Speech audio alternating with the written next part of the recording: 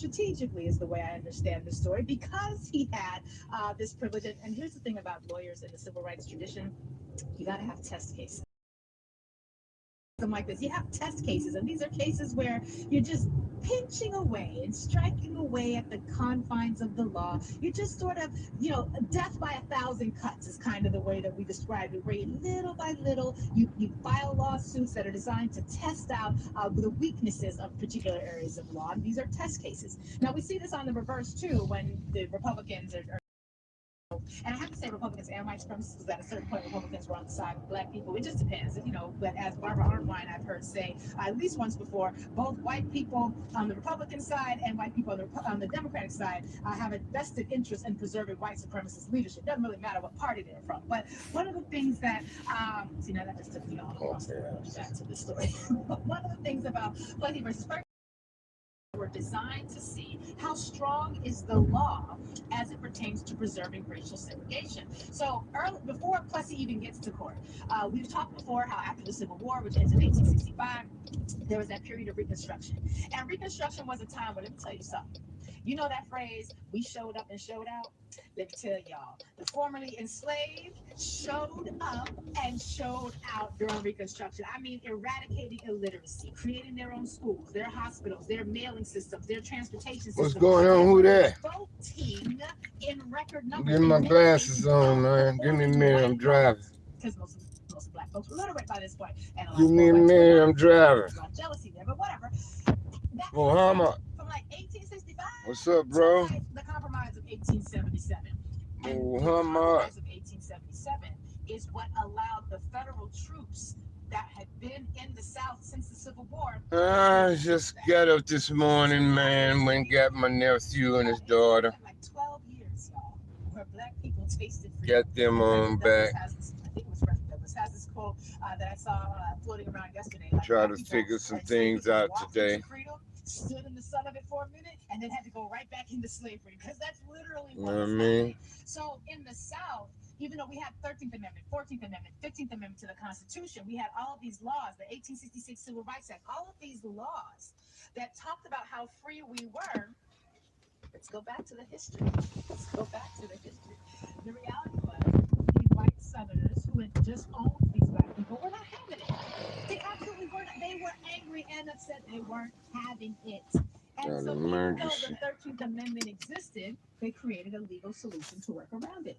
Got an emergency vehicle. Except if you've been convicted of a crime. I lost my shit, man. We know how that loophole got in there. At least you do when you look at the That's fucked up, bro. and you see the way that the folks in Congress were debating the language of the 13th Fucking with this nigga first thing this morning. Lost a little bit that I had. Getting this loophole in there. Slavery is abolished. Convicted of a crime. Why? Because their homies and their cousins and them back home was working on laws that only black people could violate, convict them of a crime, and then they could be enslaved. This is very, they're very Did you see me trying to turn in, though? and intentional about what it is they want and how it is they want to do it. So, Plessy versus Ferguson, I'm going to just briefly get to this, and I'm going to get back to this conversation. I see some of your calls on the line. This is basically a law that said black people, like, what you ain't got is a right that white folks have to respect. Like, what you don't have is that. Please live while you verify your membership. You might have joy, you might have happiness, but what you do not have are rights that white people have to respect. Plessy himself, Please select he was extra 7/8 services. Caucasian, 1/8 African. Right? You are now ready to enter the car wash. Please proceed by following the That is directions. Homer Plessy. He buys that train. He gets on the train car from New Orleans going to Louisiana. He sits in the whites only car. He refuses to leave. He's arrested. After arrested, they take him to court. They go to the Supreme Court. The Supreme Court says, you might have a lot, but you might have rights. You don't have rights. And so that was sort of one of the legal system in connection with the political system.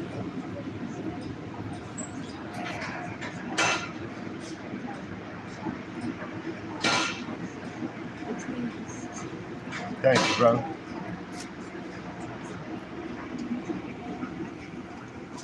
The white folks who were showing up and showing out, taking over and taking over school board meetings. And you heard Charlotte called in a second. What's up with it, my honey?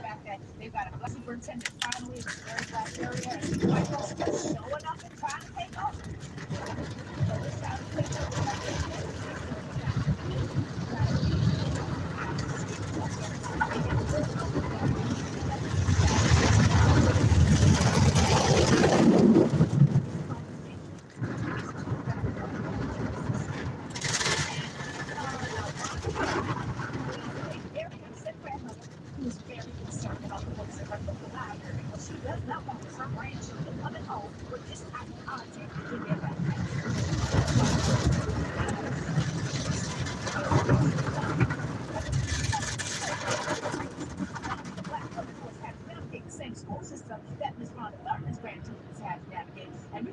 what Ms. Calista Jones says in order to set Miss Thurman straight. Listen to this clip. How would you get up and create something, sir? How would you? No, ma'am. No, ma'am. What's going down? Talk to me, man. Don't nobody talk to me. Shit.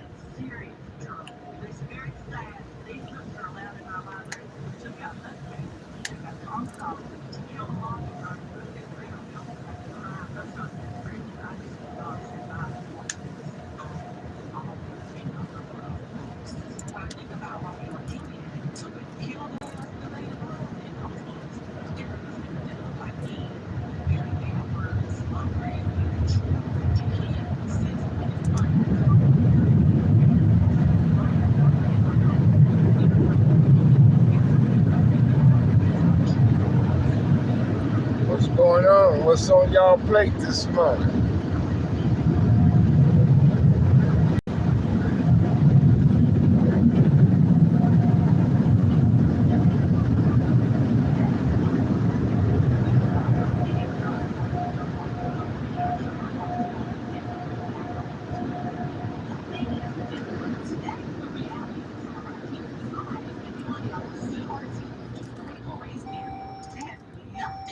To do K through 12 educational pedagogy, all because they want to instill fear. Representation matters. We can't just teach people what we want them to know. If you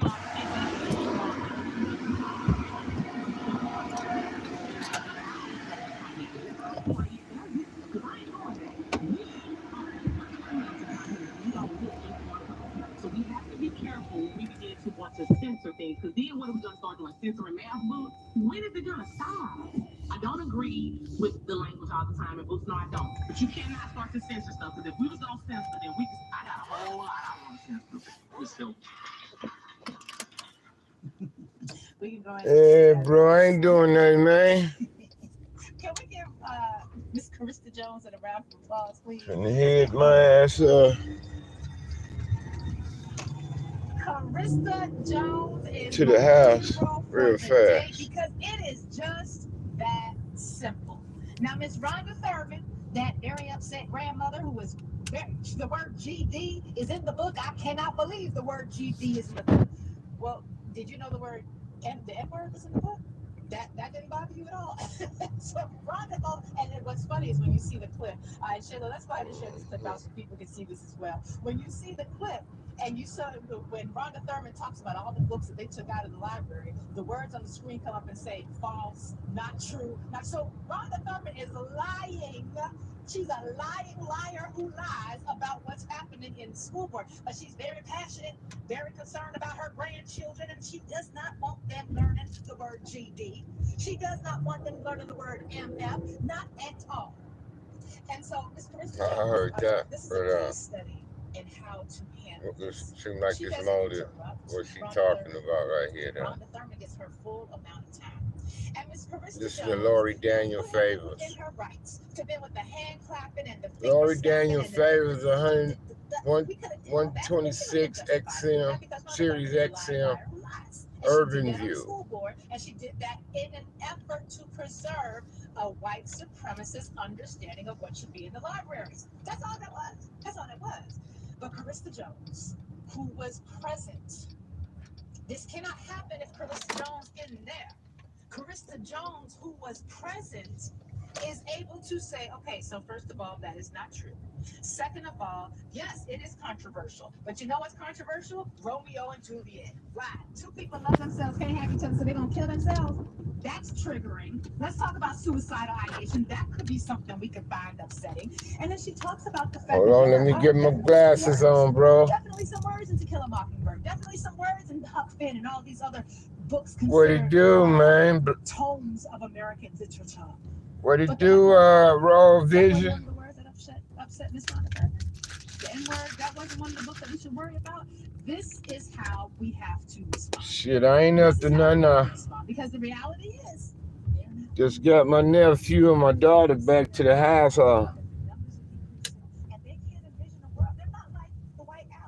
Right on, homie.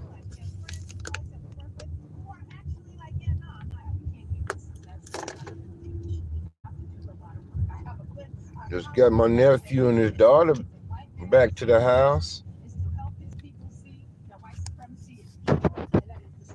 And he trying to, okay. And he trying to get something done with her head. He said he'd take pictures today.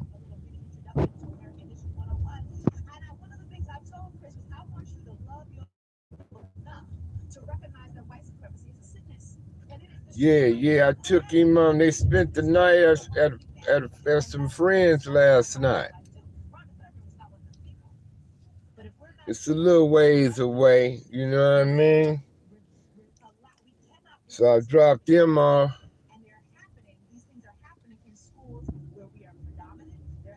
Well, quit wasting your time then, Mohammed. Quit wasting your time with it.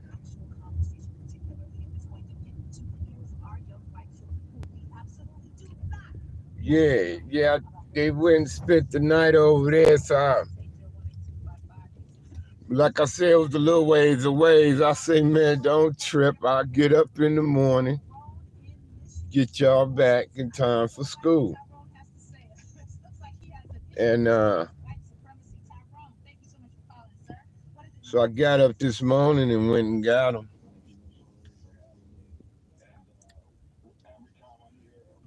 Yeah, I went and got them.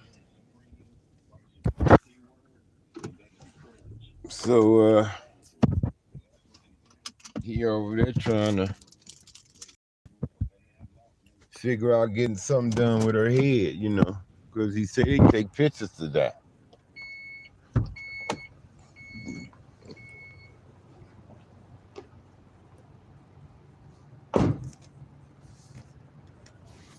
Yeah,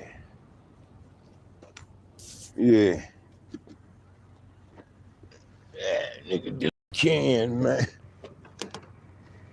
When I took him to his homie house last night, he hugged me real tight, you know. He said, man, I appreciate you looking out for my homie.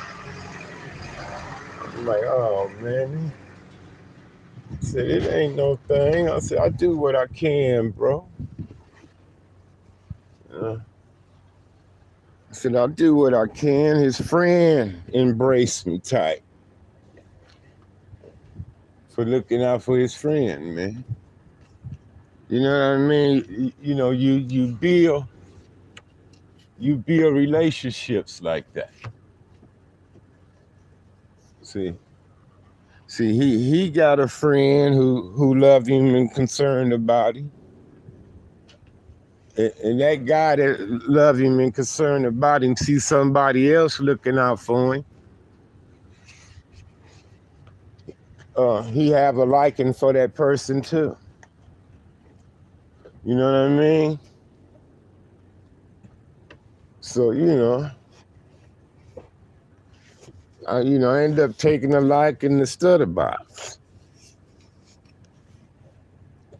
I end up taking a liking to him, man, because I saw that he genuinely loved his daughter. And that he would do it all possible for his child, man. So that's what made me take a liking to that young man. When I saw he had them quantities in him, I felt good about that, you know, knowing that he had that, bro. You know what I mean? But, you know, you got some niggas, man, they don't care. They don't care about their kids, man. They don't care. They don't know if their kids eating or what. They don't know. And they don't want to know. They're supposed to spray that bug shit on your shit, but it don't look like it. You know what I mean? You know what I mean? So,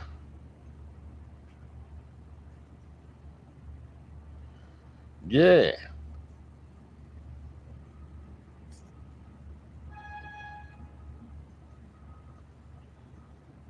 OG Pudding, Paru Pudding.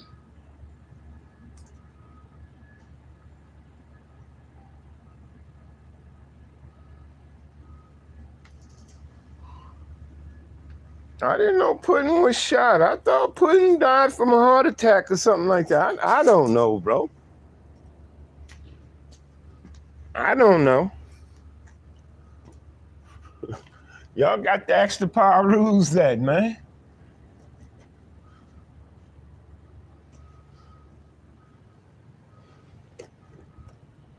Y'all got to ask them Parus that, man. I don't know. I thought Pudding died of a heart attack or something. I don't know. Pudding got shot and killed.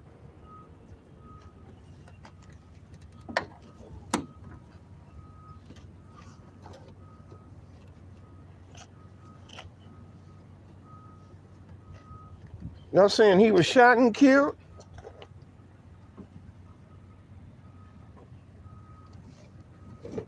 I didn't know that. I thought he died of a heart attack or something.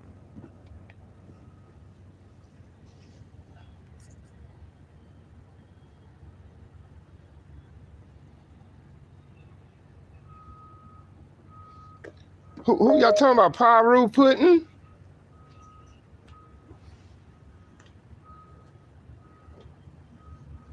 Who you talking about? Paru Pudding?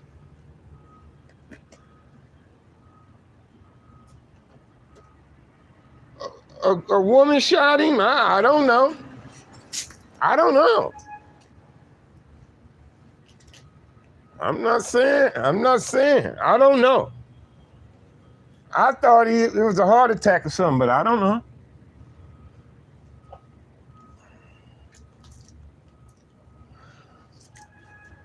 I know he didn't hit the radar. Oh, okay. Okay, there it is. Well, there it is. She told y'all. Shit. There it is. She told y'all. But I don't know.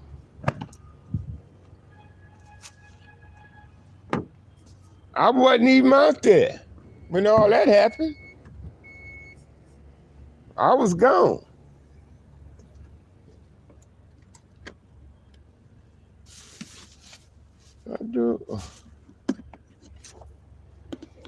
I wasn't even out there, homie, when all that went down.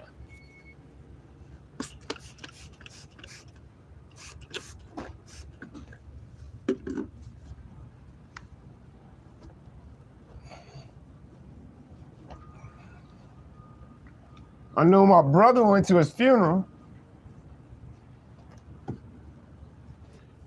I know my brother went to the funeral.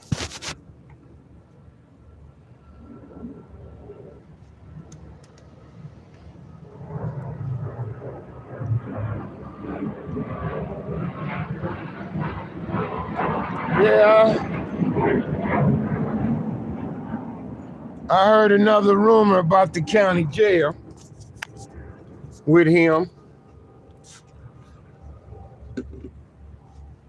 I heard a rumor in the county jail with him. But like I say, to me, it's just a rumor. To me, it's just a rumor, homie, because I ain't on that sideline over there with him. So I don't know all the facts and et cetera, et cetera. Understand? But I heard some rumors about an incident when he was in the county jail.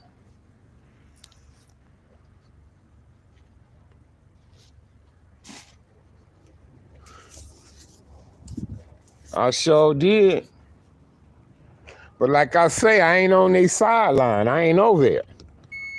I wasn't over there on their sideline with them like that, bro. To say, to speak on it. You feel me?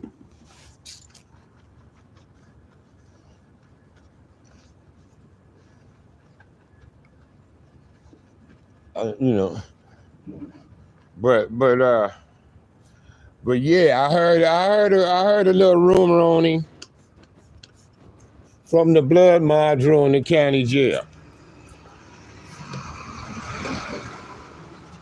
But like I say, to me, it's rumor. I wasn't there. I wasn't over there. I wasn't in there with them.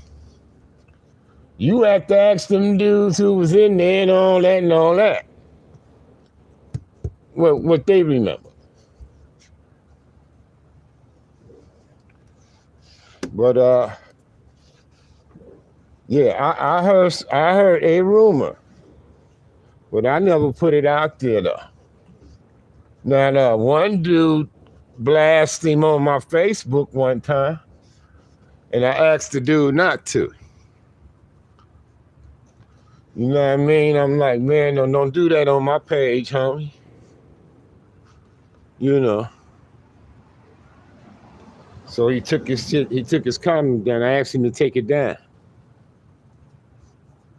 So he took the comment down. You know? But it's crazy, homie. You'd be surprised. Oh, big name niggas, big name niggas, big time dudes in the history of this shit, homie.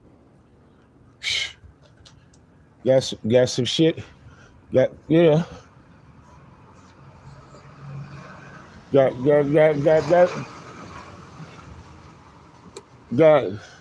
a little smut on them, homie. Shit done surface, man. On a lot of dudes, man. Over the years. Sometimes it take 20 years, 30 years or something for things to come to light. You know what I mean?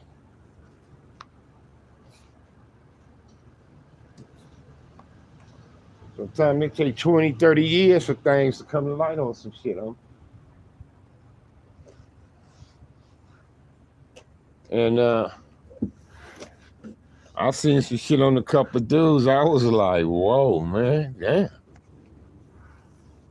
Whoa. Whoa, I mean, some big name dudes, homie. Some big name dudes, homie. Yes, sirree.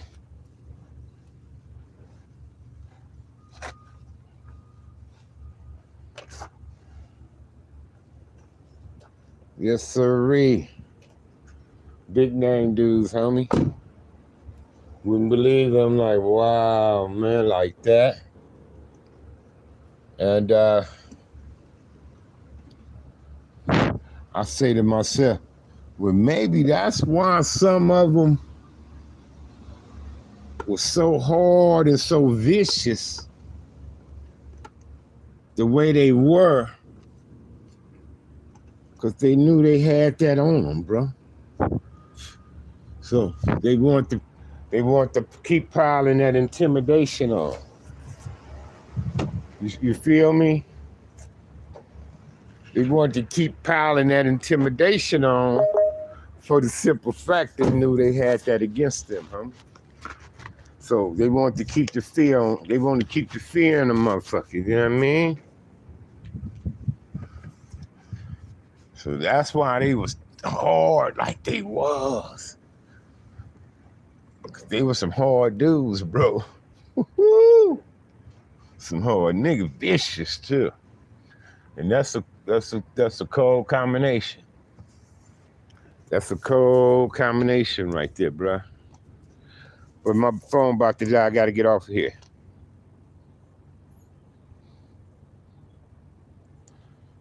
I gotta get off here. Phone about dead.